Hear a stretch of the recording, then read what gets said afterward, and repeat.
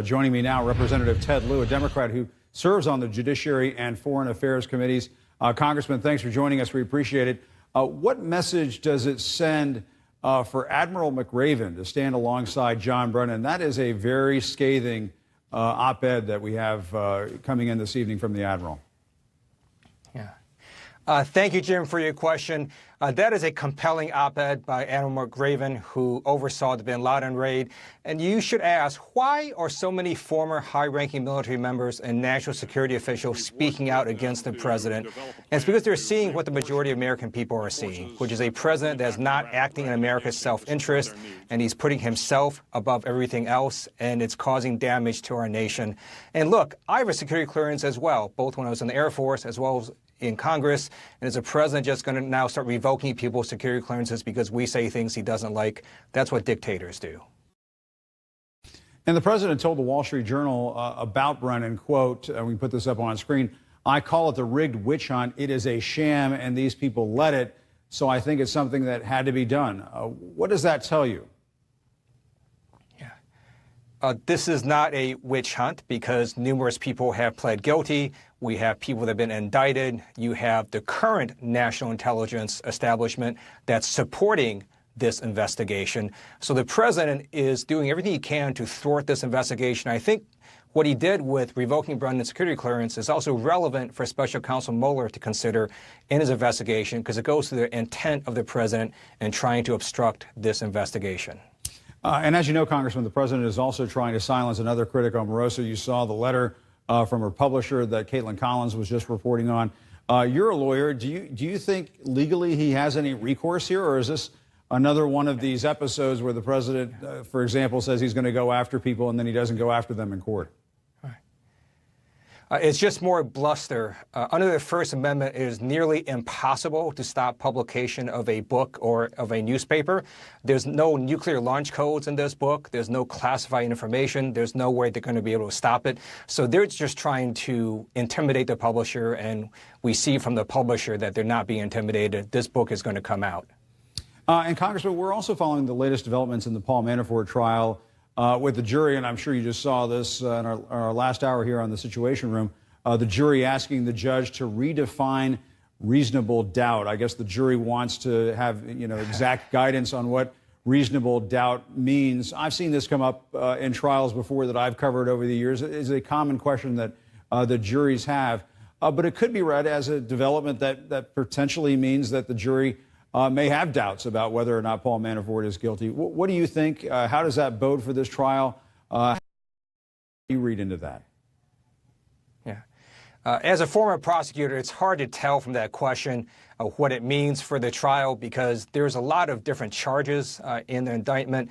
It may be that they have possible doubts on some but not others. So it's just too hard to tell what the jury means. But it's not a question that is unusual because these jurors are not lawyers, and so they just want a definition of reasonable doubt, and I think that's a fair question for them to ask.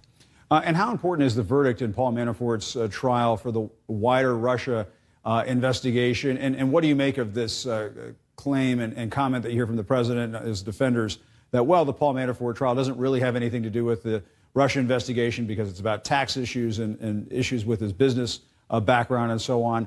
How critical is it to the Russia investigation, do you think? Whenever the prosecution goes to trial, they need to win. Otherwise, they shouldn't be going to trial. And I think it would definitely not be helpful to Robert Mueller's investigation if Manafort was found innocent of all charges. I think it's hard for that to happen. Having looked at all the evidence presented, I thought the prosecutors did a good job, not just witnesses, but mountains of documentary evidence. I think it's going to be hard for the defense to get an acquittal on every single charge in that indictment.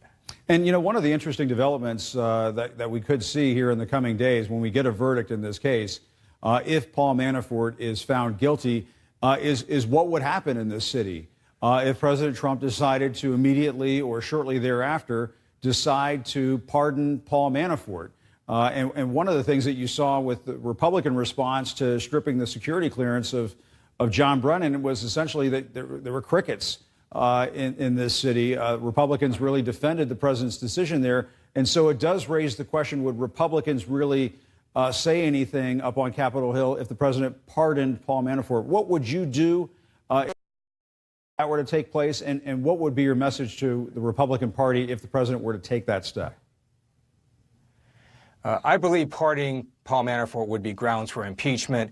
Whether Republicans would act on that, I don't think they would, which is why this November the voters across America have a chance to change the makeup of Congress and put in a real check and balance by putting in Democrats to control. But is there technically, I mean, let's say a pardon were to happen before the November midterms. If the Republicans in control of Congress decide to do nothing, is there anything feasibly that Democrats in Congress could do at that point? You just have to watch the pardon happen. Special Counsel Mueller certainly could take that into consideration if he believes that the president is doing it to obstruct justice. In other words, if he's doing it because he doesn't want Paul Manafort in a second trial, by the way, which is coming up, to somehow plead guilty to that and start cooperating with prosecutors, it would depend on what Special Counsel Mueller believes the intent of the president was in pardoning Paul Manafort. Okay, and since I brought up the midterms, I want to ask you this. Your party could potentially take back the House in November, as you know. Congressman, you were just advocating for that a few moments ago. If the Democrats were to become the majority in the House in January after the midterms are over, would you support Nancy Pelosi for House Speaker? And what do you make of some of these calls from some Democrats? You see Jim Clyburn being one of them, saying it's time for new leadership in that position, that Nancy Pelosi served her party over the years, but it's time for fresh blood. What do you make of that, and where do you fall when it comes to support for the Speaker? It's pretty simple. I supported Leader Pelosi in the past. I will support her again. And no need for fresh blood as far as you're concerned. And what do you make of when some of these moderate Democrats are running away from Nancy Pelosi in some of these elections? What is your message to them? And what do you make of that argument that there is a need for some new leadership? Would that send a message to the voters, do you think?